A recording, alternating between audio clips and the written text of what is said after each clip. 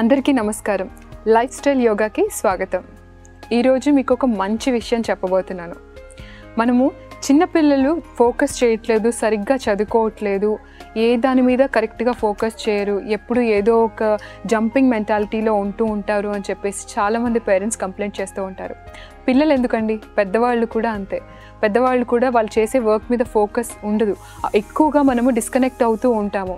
అంతేకాకుండా కాన్సన్ట్రేషన్ ఒక దాని మీద పెట్టాలి అంటే 1,00,000 టెన్షన్స్ ఉంటాయి.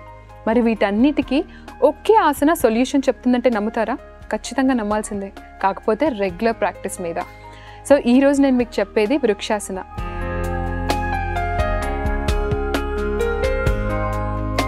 అయ్యో నాకు తెలిసే ఈ ఆసన అంటారు, కానీ వృక్షాసన చేయాల్సిన పద్ధతి, దానివల్ల బెనిఫిట్స్ మీరు తెలుసుకుంటే కనుక ఖచ్చితంగా కరెక్ట్గా చేస్తూనే రోజు దాని బెనిఫిట్ని పొందుతారు.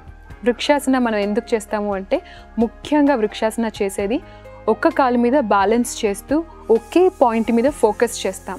అప్పుడు ఏంటంటే మనం ఏ విషయం పైన దృష్టి సాధించాలి అంటే ఖచ్చితంగా ఫోకస్ చాలా ఇంపార్టెంట్. ఇలా డిస్కనెక్షన్ కాకుండా, జంపింగ్ మెంటాలిటీ లేకుండా మనకి వృక్షాసన చాలా హెల్ప్ చేస్తుంది. మరి వృక్షాసన ఎలా చేయాలో మీకు నేను చూపించేస్తాను.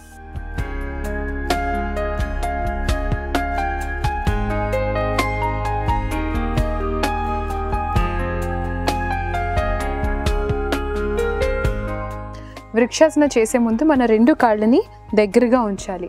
ఇక్కడ ఏంటంటే మనం ఎగ్జాక్ట్గా కరెక్ట్ పోస్చర్ వృక్షాసన చేసే కంటే ముందు చాలామంది ఒక కాలు మీద నించోవడం ఇబ్బంది అవుతుంది, కాబట్టి ఇక్కడ మోడిఫికేషన్స్ మనం చేయొచ్చు. ఇలా ఉంటుంది. కానీ ఇక్కడ మనం మోడిఫికేషన్స్ ఏం చేస్తామంటే, ఒక్క కాలు మీద బ్యాలెన్స్ చేయడానికి ఇబ్బందిగా ఉన్నప్పుడు మనం ఈజీగా బ్యాలెన్స్ చేసుకోవడానికి ముందుగా కుడి కాలు మీద నించుంటాము. ఎడమ కాలుని అరికాలు జాయింట్ దగ్గర కానీ, లేదంటే మోకాలు జాయింట్ దగ్గర కానీ, కంఫర్టబుల్గా నించోగలుగుతాను అంటే హిప్ దగ్గర కానీ ఉంచవచ్చు. ఇంకా ఎక్స్ట్రీమ్ అంటే మనం పద్మాసనాలో అర్ధ పద్మాసన వేసినట్టు కాల్నిలా ఉంచవచ్చు. ఇక్కడ చాలా ఇంపార్టెంట్ పాయింట్ ఏంటంటే మనం చూసుకోవాల్సిన మిస్టేక్స్, మోకాల్ని వంచకూడదు. సో మీకు ఇందులో ఏ పొజిషన్ ఈజీగా ఉంటే అందులో మీరు వెళ్ళొచ్చు. అరికాల దగ్గర, మోకాల దగ్గర, లేదంటే తొడ దగ్గర. సో మీకు ఏది కంఫర్టబుల్ అనిపిస్తే అక్కడికి వెళ్ళండి. ముందుగా వృక్షాసన చేసే ముందు మనం నించిన తర్వాత మన శ్వాసను మనం చెక్ చేసుకోవాలి. చాలామంది హడావిడిగా చేసేస్తూ బ్యాలెన్స్ అవుట్ అయిపోతూ పడిపోతూ ఉంటారు. అయ్యో నాకు రావట్లేదని బాధపడుతూ ఉంటారు. ఇక్కడ మనం గమనించాల్సింది ఏంటంటే, వృక్షాసన చేసే ముందు శ్వాసని కంఫర్టబుల్గా ఉందా లేదా అని చెక్ చేసుకోవాలి. లేదంటే ఇలా నించొని కళ్ళు మూసుకొని ఒకసారి డీప్గా శ్వాసను తీసుకొని కంప్లీట్గా వదిలేయాలి. అలా 2 సార్లు చేసిన తర్వాత శ్వాస కొంచెం సెట్ అయింది అంటే మనం కంఫర్టబుల్గా అయినట్టే. ఆ తర్వాత ఒక్కటే పాయింట్, ఏదైనా ఎదురుగా ఒక పాయింట్ని ఫోకస్ చేయాలి. ఎదురుగా ఉన్న ఒక పాయింట్ని కంప్లీట్గా ఫోకస్ చేస్తూ మెల్లిగా ఆ పాయింట్ని మిస్ చేయకుండా అదే ఫోకస్డ్గా మీకు కంఫర్టబుల్గా ఉన్నటువంటి పొజిషన్ని మీరు తీసుకోవచ్చు. అంటే ఎడమక అరికాల్ని ఎక్కడ బ్యాలెన్స్ చేస్తారు అనేది మీ చాయిస్. ఇప్పుడు ఇలా పెట్టిన తర్వాత ఇలా ఉంచి 2 చేతుల్ని నమస్కార ముద్రలో హృదయం దగ్గర ఉంచాలి.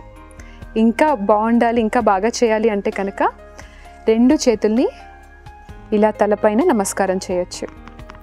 ఫోకస్ మాత్రం ఒకటే పాయింట్ మీద ఉండాలి.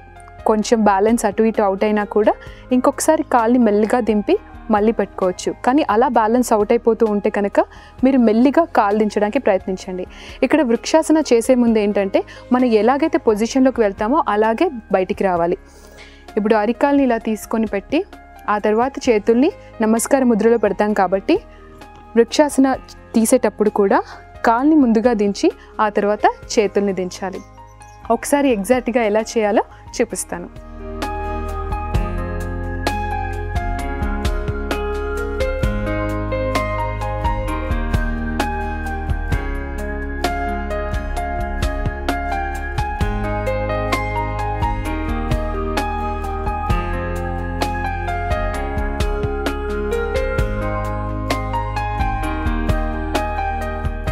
చాలామందికి ఆసన చేసేటప్పుడు శ్వాస ఎలా తీసుకోవాలని కన్ఫ్యూజన్స్ ఉంటాయి.